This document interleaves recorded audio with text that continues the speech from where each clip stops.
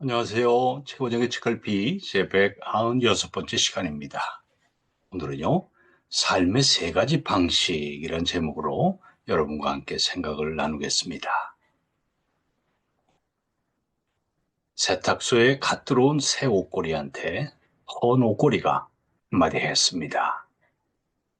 너는 옷걸이라는 사실을 한시도 잊지 말기를 바란다. 그러자 새 옷걸이가 반문을 했습니다. 왜 옷걸이라는 걸 그렇게 강조하시는지요? 잠깐씩 입혀지는 옷이 자기의 신분인 양 교만해지는 옷걸이들을 그동안 내가 많이 보았기 때문이야. 네, 이 글은 정채봉 선생의 처음의 마음으로 돌아가라 라는 책에 나오는 글입니다. 우리가 겪는 고통 중에는 내가 빚어내는 것이 아주 많습니다. 내가 헌 옷걸이든 새 옷걸이든 사실은 그것이 행복을 보장해 주지는 않겠죠. 내 지위나 명예나 재산이라고 하는 옷걸이가 나는 아닙니다. 옷걸이는 잠시 빌린 것에 불과하니까요. 행복은 자신의 옷걸이에 맞게 살아가는 가운데 발견되는 건지도 모릅니다. 새 것이든 헌 것이든 나의 옷걸이답게 살아가는 것, 다시 말씀드리면 분수에 맞게 사는 것이 고통을 부르지 않는 좋은 방법이 될 수도 있습니다. 데이비드 호킨스 박사님은요, 의식혁명이라는 책에서 세상에서 말하는 성공이 오히려 성공한 사람들의 건강을 해치거나 인간관계를 부패시키는 일이 적지 않다, 이렇게 지적하고 있습니다. 건강을 해치고 관계를 부패시킨다는 것은 돈이 많다든지 또는 유명해져서 주목을 받는 그 성공 때문에 생기는 비극이 아니라 그 성공으로 인해서 교만해진 자신이 만들어내는 그런 비극이라는 말과도 같습니다. 자신이 유명한 사람이라는 착각은 나야말로 어느 곳에서나 늘 대접을 받고 박수를 받아야 하며 더 많이 가져야 한다는 집착에 빠지게 함으로써 진정한 자신을 잃게 만들죠. 그런 마음이 바로 교만과 탐욕입니다. 그리고 그것이 불행의 주범인 셈입니다. 호킨스 박사에 따르면 사람들이 불안을 느끼고 고통을 받는 이유는 성공의 근원을 바깥의 거기에 있다고 여기기 때문이라는 겁니다. 바깥에 무언가를 추구하는 사람들은 나약해지고 상처받기가 쉽고 방어적이 되고 소유욕이 강한 사람이 된다는 겁니다. 그래서 참된 성공의 의미를 다시 한번 상기할 필요가 있습니다. 참된 성공은 바깥이 아니라 자신의 내면에서 나온다는 사실 말입니다. 그는 참된 성공의 단계를 의식이 확장되는 세 개의 단계로 나누어 설명을 하는데요. 첫 단계의 의식에서는 내가 갖고 있는 것들을 중시하게 된다고 합니다. 여기서는 눈에 보이는 물질적인 부에 따라서 그 위상이 결정됩니다. 두 번째 단계의 의식에서는 우리의 위상을 우리가 가진 것에 의해서가 아니라 우리가 지금 무엇을 하고 있는가에 따라 결정된다고 합니다. 여기서는요, 개인의 지위나 활약상에 따라 사회적인 위상의 변화, 그것이 따르겠죠.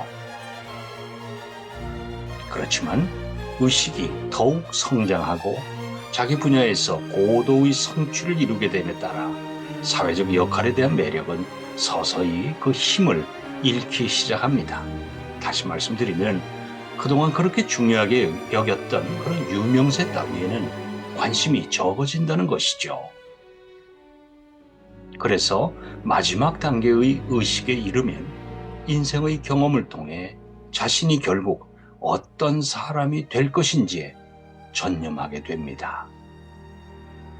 이들은 내면의 잠재력이 갖는 우아함을 바깥으로 표현하는 아주 카리스마적인 멋을 지닌다고 해요. 그래서 그들과 함께 있을 때면 사람들은 그 사람들이 발산하는 강력한 밝은 에너지의 영향을 받는다고도 합니다. 이 마지막 단계에서 너와 나는 하나가 되고 너와 나 사이에 갈등이나 분열이 일어날 수가 없습니다.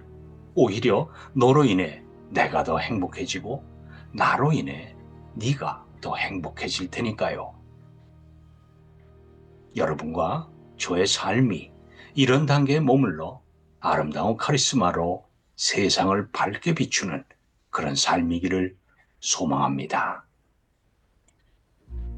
호킨스 박사님이 말씀하신 첫 번째 단계의 의식, 즉 to have의 단계, 여기에 머물러 있는 사람들은 더 가지려고, 더 높이 오르려고 하기 때문에 스스로 고통과 불행을 불러들이기 쉽습니다. 그들이 가지는 것만이 자신이 인정받는 유일한 길이라고 믿고 그것만을 추구하면서 삽니다. 저는 이런 삶을 탐욕적인 삶이라고 부르고 싶습니다. 두 번째 단계의 의식에 머물고 있는 사람들은 선한 행동을 하는 것이 다른 사람들에게서 인정받는 유일한 길이라고 믿고요. 열심히 활동하면서 살아갑니다. 그래서 늘 다른 사람들의 반응에 예민하게 신경을 쓰면서 살겠죠. 그래서 다른 사람들의 박수와 환호를 부추길 목적으로 때로는 자신을 잔뜩 부풀려 내보이곤 할 겁니다. 저는 이런 삶을 교만한 삶이라고 부르고 싶습니다. 어느 단계이든 이 두 단계의 의식에 머문 사람들은 행복의 근원이 가진 것이나 선한 행위에 있다고 보기 때문에 그것들에 집착하면서 살 수밖에 없을 겁니다. 가지지 못해서 불만이고 가졌으면 또 지키려고 불안해합니다. 선한 일을 하고 나서 박수와 환호가 들리면 기뻐하겠지만 사람들이 고마워하지 않으면 원망하고 또 실망하겠죠. 이런 삶은 주인의 시선을 늘 의식하면서 살아가야 하는 노예의 삶과 다를 바가 없습니다. 그렇지만 다행스럽게도 세 번째 단계의 의식이 우리를 기다리고 있습니다. 어떤 고통이나 어떤 불행도 오히려 기쁨과 행복으로 바꿀 수 있는 지혜가 거기에 숨어 있습니다. 우리가 어떤 상태로 존재해야, 즉 to be, 존재해야 하는지를 깨닫고 그렇게 살아가시면 됩니다. 그렇게 살기 위해서는 간단합니다. 생각만 바꾸면 됩니다. 무척 단순하고 쉬워서 누구나 할 수 있는 변화이지만 결과는요, 상상을 초월할 정도로 대단할 겁니다.